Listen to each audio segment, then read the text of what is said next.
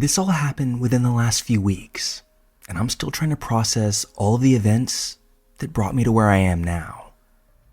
My sister-in-law has been a heroin junkie for years. She started out on pills, but when that got too expensive and harder to come by, she moved on to heroin. I've never liked her. I've always thought of her as selfish and rotten, but I don't think I really understood the depths of how sick she was until very recently. It all started about 3 weeks ago. I had stopped by my mother-in-law's house with my 4-year-old son.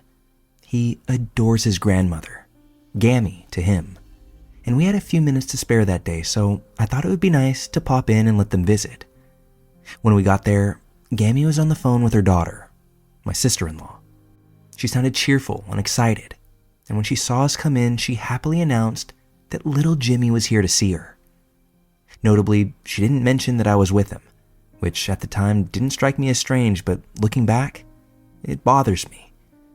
She finished her call, and we settled in for the visit. About half an hour later, I excused myself to use the restroom. While I was taking care of my business, I could tell someone else had arrived at the house. My sister-in-law's voice carried easily throughout it, and I realized that she was the one that had walked through the door. I figured that it wasn't a big deal. Even though I don't like the woman, I'd just say hello and then we'd head out. But when I walked into the kitchen, something was off. My son wasn't there with his grandmother like he was supposed to be. I asked where he was, and that's when she said that her daughter had taken him outside to play. That sounded odd, and when I glanced around, I noticed his little shoes still tucked under the table. My annoyance spiked. Why would anyone let a 4-year-old go running around outside barefoot? I snatched up his shoes and stomped off towards the front door, already irritated. But the moment I stepped outside, my blood ran cold. Across the yard, I saw my sister-in-law lifting my son into the cab of a pickup truck. Behind the wheel sat a man that I didn't recognize. A guy with stringy, dirty hair and this sickly, hollowed-out look, likely one of her drug buddies. He had the kind of face that you see on the news when they're talking about drug busts or meth labs, and every instinct in my body screamed danger. I didn't hesitate. I sprinted right across the lawn, grabbed my sister-in-law by her shoulders, and shoved her out of the way. I pulled my son out of that truck with all the strength I had. Immediately, she launched into excuses. She whined that they were just taking him out for ice cream, and asked why I had to be such a bitch about it. My heart was pounding. My hands were shaking, but I managed to tell her flat out my son was not going anywhere with her, especially not with some junkie friend of hers in the driver's seat of a vehicle that didn't even have a car seat. No, that wasn't going to fly. She cursed at me, hurled a few choice names, and then stormed off with her friend.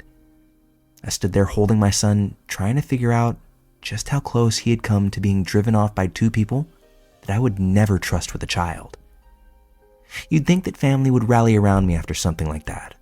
You think they'd be grateful that I stopped her, but instead, my mother-in-law and even my husband gave me grief for being mean to her.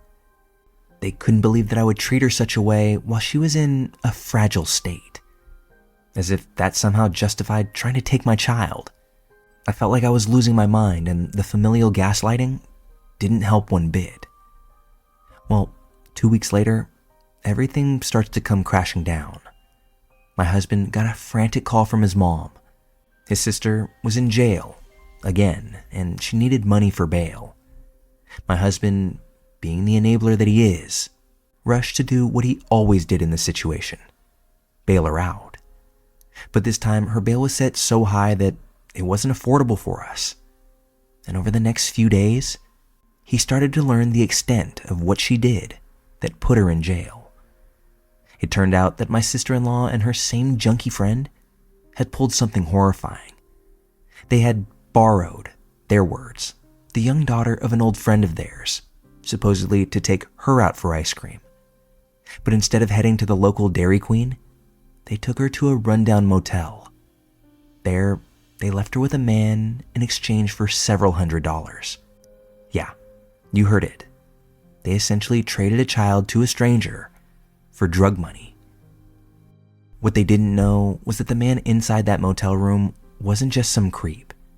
He was actually an undercover officer who had originally been working a sting operation to catch heroin dealers at a seedy bar that my sister-in-law went to often. Somehow, she had managed to escalate the situation to something far darker, offering up a child instead of just drugs. The officer let her follow through with it long enough to make the case, and that's when the hammer dropped. As they walked out of that motel room and back to their truck, flush with the cash that they'd just scored, they were surrounded by police with guns drawn. That little girl was rescued. My sister-in-law and her friend were arrested on the spot. When I heard the details, I felt sick to my stomach. I couldn't stop thinking about what might have happened to my son that day if I had been even a minute slower. The thought of it all almost brings tears to my eyes when I think about it now. Now she's in jail, exactly where she belongs. And I hope the sentencing judge shows her no mercy. Because if there's any justice in this world, she'll never have the chance to hurt another child again.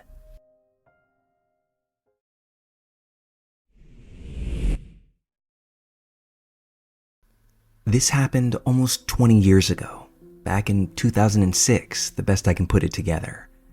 I couldn't have been older than 4 at the time, yet even now, I can still remember pieces of it. The way it felt, the fear that crept in before I even really knew what fear was. It was an early summer morning. The sun was already up, but the streets in my hometown were empty and quiet in a way that small towns sometimes are. My mom decided to take me and my little sister, who was just 1 year old at the time, out for a short walk. She had some garbage to drop off at the station, and she thought it would be an easy morning errand. My sister was in her stroller, and I tagged along right beside them. The garbage station, which I'm realizing now may be an uncommon term for some of my American brethren. I think you guys call it a dump. But where I'm from, these are much more localized and far smaller. This station wasn't in the middle of town. It sat on the edge of a residential area close to our forest. And if you know anything about Sweden's forests, you know how deep and endless they can feel. The station was tucked away, quiet, and shaded by trees. Even in broad daylight, it wasn't exactly the kind of place that you wanted to linger. It had this kind of feel about it. Being 4 years old, I don't remember the incident in full detail. My memories are more like fragments. A piece here, a flash there. But my mom, she remembers everything. When she talks about it, I can piece together her version of events with the faint memories that I still carry. She said that we were just walking up to the garbage station when she first felt it. That strange prickling sensation on the back of your neck. That feel that you get when somebody's watching you. I remember being creeped out too, though at that age, I couldn't have told you why. I think maybe I was picking up on her nerves. Kids can sense when their parents are afraid, even if nothing's been said. But here's the moment where my memory picks up. My mom stopped walking, turned to me, and said in the sternest voice I'd ever heard from her, word for word, "Hold onto the stroller as hard as you can, and don't let go, no matter what." If I wasn't feeling it already, these words scared me. I can still hear them, replaying in my head whenever I think about it. At the time, I didn't understand what she was afraid of, but I understood enough that something was wrong. Even at 4 years old, I knew my mother wasn't just being strict. She was terrified. Everything after this particular moment gets a little hazy for me, but I can lean on what my mom later told me. There was a truck parked not far from where we stood. There was a man sitting inside. There's nothing unusual about that, right? I mean, trucks pull over to the side of the road all the time, whether it's for rest or planning out their next stop. But this guy wasn't just some driver resting. He was staring at us. According to my mom, once she realized what he was doing, he never looked away. My mom described the way his eyes were fixed on us, moving over her, over the stroller, over me. This guy wasn't trying to hide it. His eyes were following every movement of ours, as though he was sizing us up. Then she says that he smiled at her. I know some places in the world, you smile at strangers to be polite. sort of something you do in passing. We don't do that so much here in Europe, but I've been places where it's common. This was not that. My mom called it a dead smile, the kind that makes your stomach turn because there's no warmth behind it. He licked his lips too, in the slow, deliberate way that I'm sure was designed to make her skin crawl. Putting together this puzzle, I realized that that's the moment that she told me to hold onto the stroller. I know she didn't want to frighten me, but she wanted me anchored to my sister, just in case anybody had to act quickly. My mom is a small woman, barely over 5 feet tall and well under 100 pounds. She knew that if this man decided to get out of the truck, she wouldn't stand a chance in a fight. She had me and an infant to protect, and the odds just weren't in her favor. She later admitted to me that what ran through her head in that moment was the fear of being overpowered, knocked out, and having us taken from her. So she made a decision. We didn't throw garbage out that day. We turned around and left as quickly as a mom with a stroller and a 4-year-old could manage. She said that her nerves were shot the entire walk home, expecting at any moment to hear the truck door slam and footsteps following. But those sounds never came, and we made it back to our house without incident.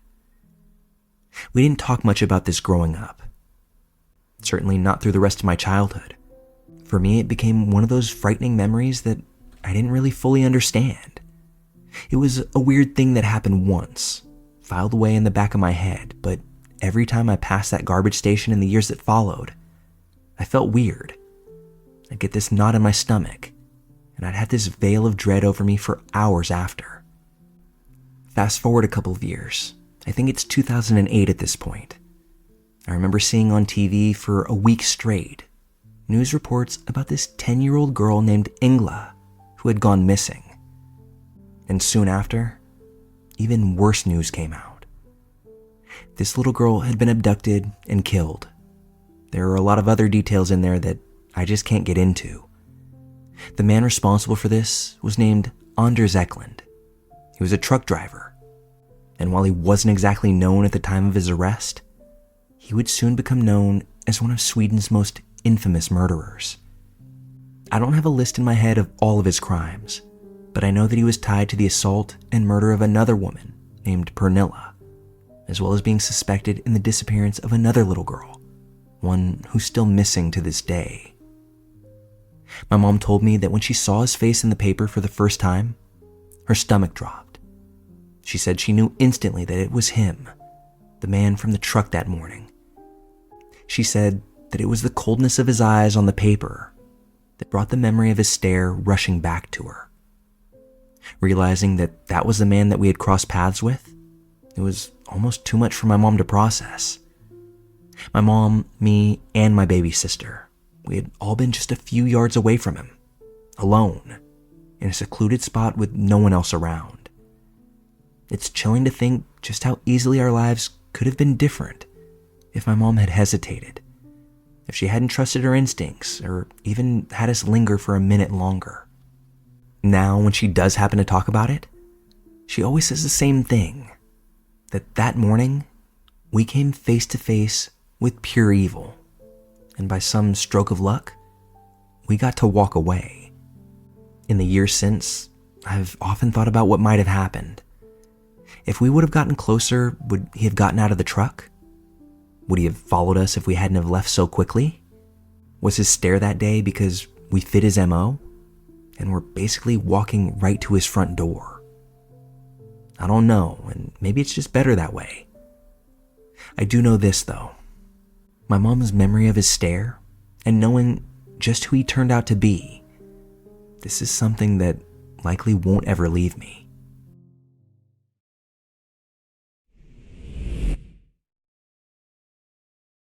So back in February, there was a man that looked homeless walking up and down my street. My husband and I were outside working in the yard, so while we noticed the guy, we didn't make a big deal of it. The next day, though, he shows back up. This man walks up my driveway and camps on my porch. When we asked him what he thought he was doing, he said that he was going to fix this place up real nice, get himself a dog and some flowers in the front. We asked him to leave to which he answered, "No, I live here now. I have the papers giving me permission to be here." He then handed us a change of address form from the state housing authority, where he had changed his mailing address to mine. Mind you, this wasn't permission to live at my home, but letting them know to send his mail there. I should point out now that I don't know this guy. I've never met him. Neither has my husband. We asked him to leave again or we'd call the cops after getting a picture of the form. I spent all day on the phone with the state housing agency trying to figure out what the hell, but they had no answers. A week goes by and we don't hear from the man. I figure that's that. But then one day I walk out to check my mail and he's waiting at the mailbox. He opens it up every few minutes, but the mail hasn't come yet. He tells me that I need to leave him alone, that what he's doing there doesn't concern me, that he doesn't want to talk to me and he's just waiting for his check before he goes home, of course, pointing up at my house.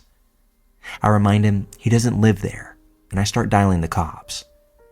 He takes off down the street, swearing at me the whole way. The cops ask me if he's still on the property. When I say no, they say call back when he is, and that's when they'll come out.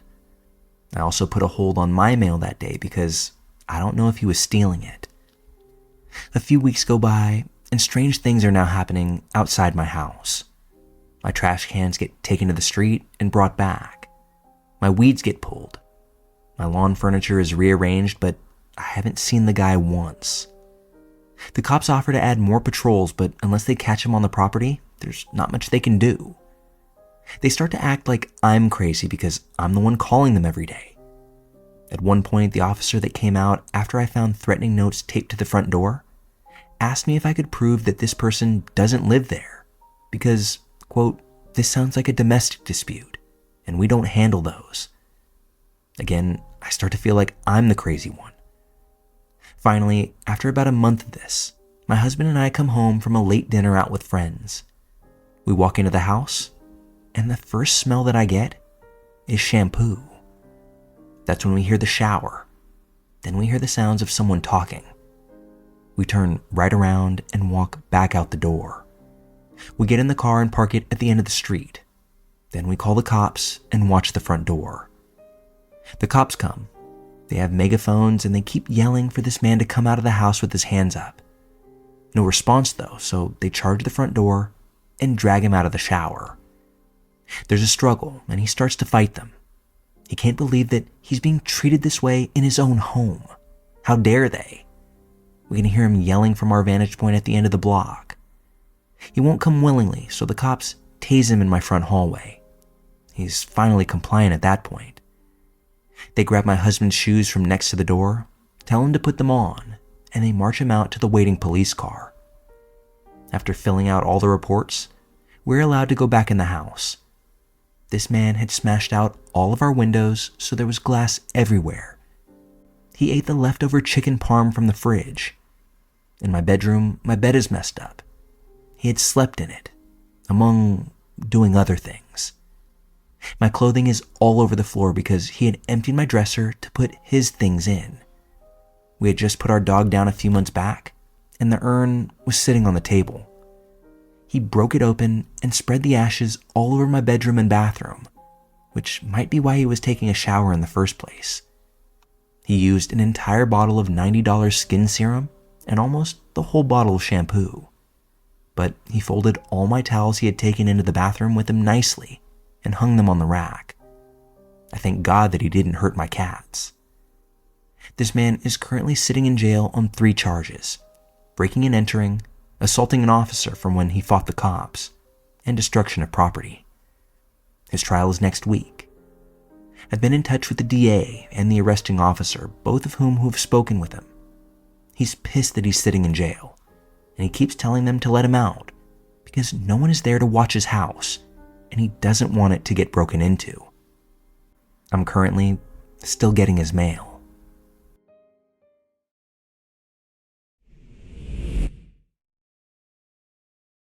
When I was 13, my parents sent me to an all-girls fitness camp to work on becoming the best version of me possible.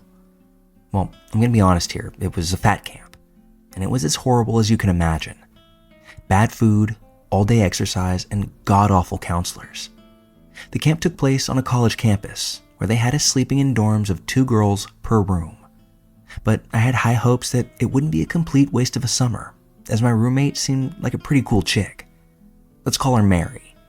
We had similar interests and the same style. It seemed like a perfect match. We would chat late into the evening planning our escape from the camp, bemoaning having to give up our cell phones, though I secretly had managed to sneak mine in, and talking about our families and how much they sucked for sending us here.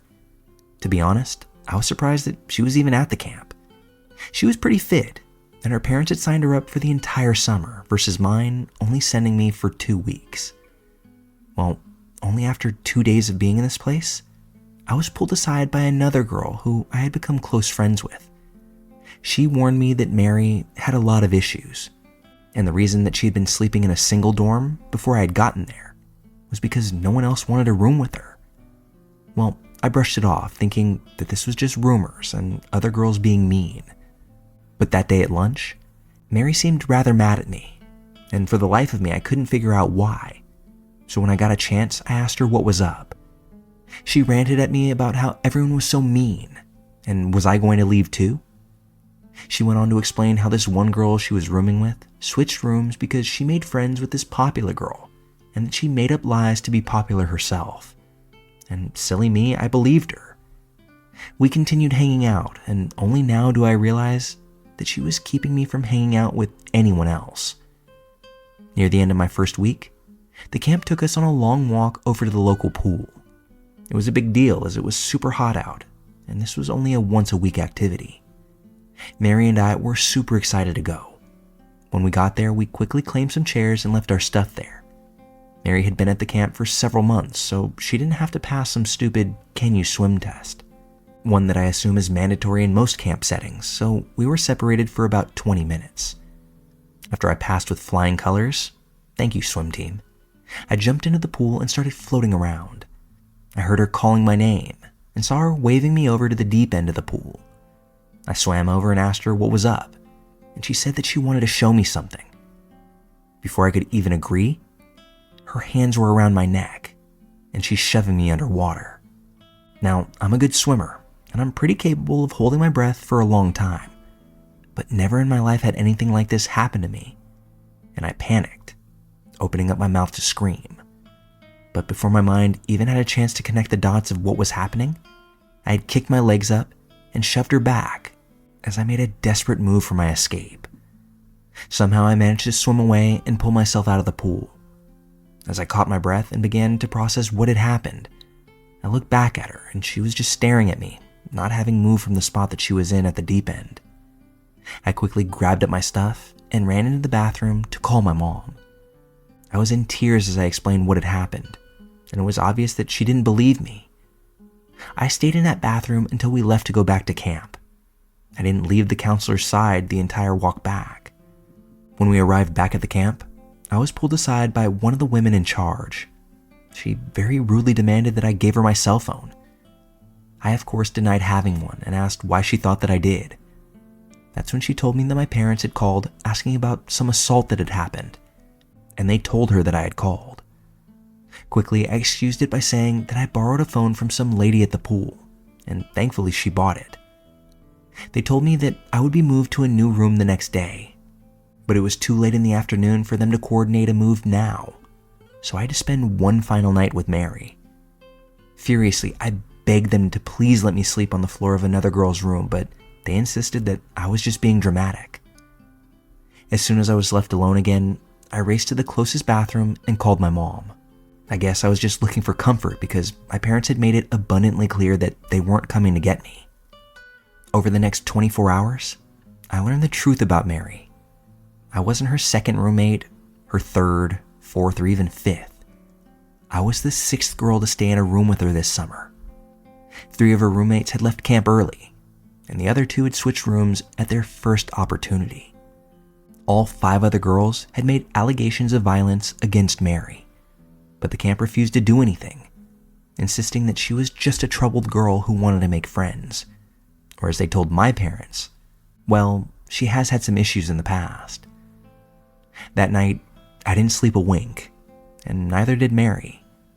She sat up in her bed staring at me all damn night. I could feel her watching me and I was terrified. I had my phone clutched in my hand with 911 dialed up and ready to call at any moment. I practically cried tears of joy when the sun came up. That day, I was moved to a new room in a different building, and somehow, during the move, I managed to break my foot in the process. So my parents had to drive up anyway, and they took me home with a cast on my foot to commemorate my time there. Even as an adult now, this experience has stuck with me, and I still have issues dating back to it. While living in my own college dorms, I had to make special accommodations because the thought of having a roommate sent my anxiety spiraling. Making friends doesn't come as easily anymore. And I can't imagine sending my daughter into a situation like this. While I know my camp experience isn't indicative of others, I know camps are supposed to be fun, but fun wasn't what I got out of mine. I went to camp, and all I got was trauma.